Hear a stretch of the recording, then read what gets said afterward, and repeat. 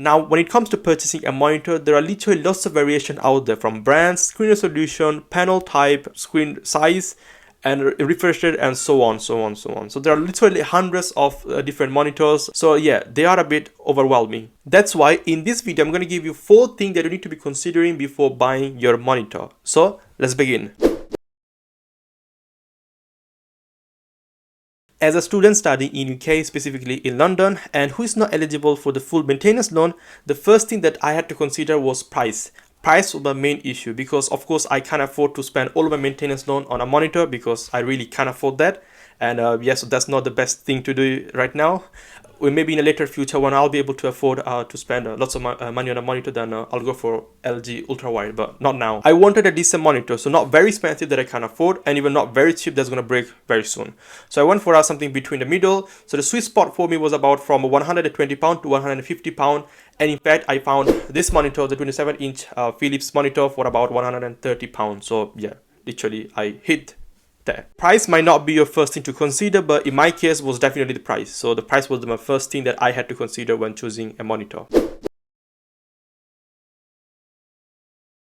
The second thing to consider when choosing a monitor, and I think this is the main thing to consider when choosing a monitor, is the screen size. So yeah, there are 2 main variations of screen size out there. So one is 24-inch and one is 27-inch. Yeah, and of course you have those ultra wide or 32-inch monitor or even smaller than that, but yeah, forget about those for now. So 24-inch and 27-inch, these are the 2 standard screen size out there. Generally speaking, the 24-inch monitor is suitable for everything, so from work, university assignments, for gaming, or whatever you like to do. So yeah, it's suitable for everything. And 27-inch monitor is more so professional sided, so for things like video editing and photo editing. A way to figure out which screen size you need is use the old school method. So get yourself your empty freezer or fridge box and cut into 2 different size. So 24-inch monitor and 27-inch monitor. So these 2 are the most popular one. And cut them and place on your desk. So see the one you like and see the one that would look nice on your desk. So that's what I did when I chose my monitor. That's a good way of finding the screen size for your monitor, because right now we are locked down and everything's closed, so we can't really go outside in a curry or whatever and checking out different monitors. So that's what I did. I just cut out into 2 different size box and then placed on my desk to see the one that would fit better on my desk.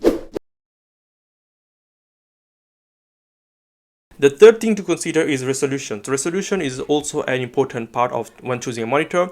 So normally a 24-inch monitor have got a 1920 by 1080 pixel resolution. So that's the standard one for 24-inch monitor. However, 27-inch monitor can differ a lot. So my one is 1920 by 1080, which is not good and is not sharp at all. I mean, from here, and my monitor is over here, so not too far, I can clearly see pixels. Yeah, I can literally clearly see pixels.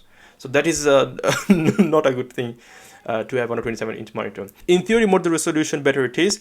But yeah, so 1920 by 1080 on a 27-inch monitor is is too less in my opinion, because all they have done, they have stretched out the pixels, so that's why it looks bigger. Yeah, even though the same resolution on a smaller screen would look way sharper than the bigger one, because all they've done, they stretched it. But yeah, you can still get a job done, and that's what really matters to me. So I'm not really overly worried about the resolution. Well, I am, but yeah, I'm still fine with it.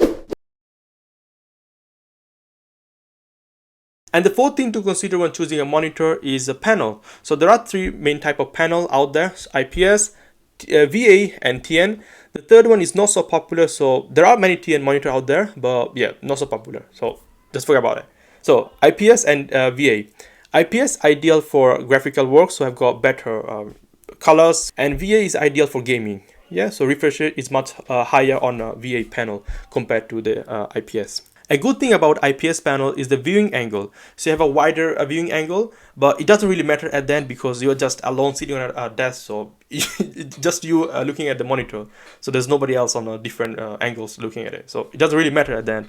But yeah, it's something to consider about. So if you are planning to watch a lot of movies with your friends, then you definitely consider the viewing angle, IPS panel in that case. And finally, which monitor do I use? Well, taking in account these 4 things that I have just gone through with you, the monitor that I am using is Philips 273 V7Q DAB 27-inch monitor. The first thing, the price point is decently priced. So £124 for a monitor is very decent. So £125 for a monitor is very decent.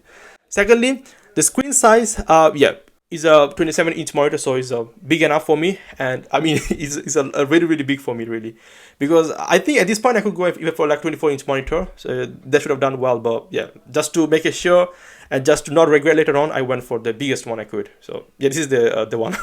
Okay. The third one is the resolution. Resolution is a major problem of this monitor. 1920 by 1080, which is not great for a 27-inch monitor because again they have stretched the pixels, so it's not a best thing that you can get. And but yeah, I'm not really concerned about it because at the end I don't really care about the resolution that much. At the end, all I care about is getting job done, so that's what I really care about. So I'm not really overly worried about the resolution. Also, this has an IPS panel, which is a great thing because I need the IPS panel for my video editing. And secondly, my parents, when they come in my room, they actually stand in different angles and they can still see my screen, so it's a great thing at the end. And yeah, that's all for this video. These are my 4 things that you have to consider before buying your monitor, and I hope you like it. If you liked it, please thumbs up. And also I'm going to leave you a link down below in the description so you can check out the monitor that I am using. Thanks for watching guys, and I'll see you in the next video.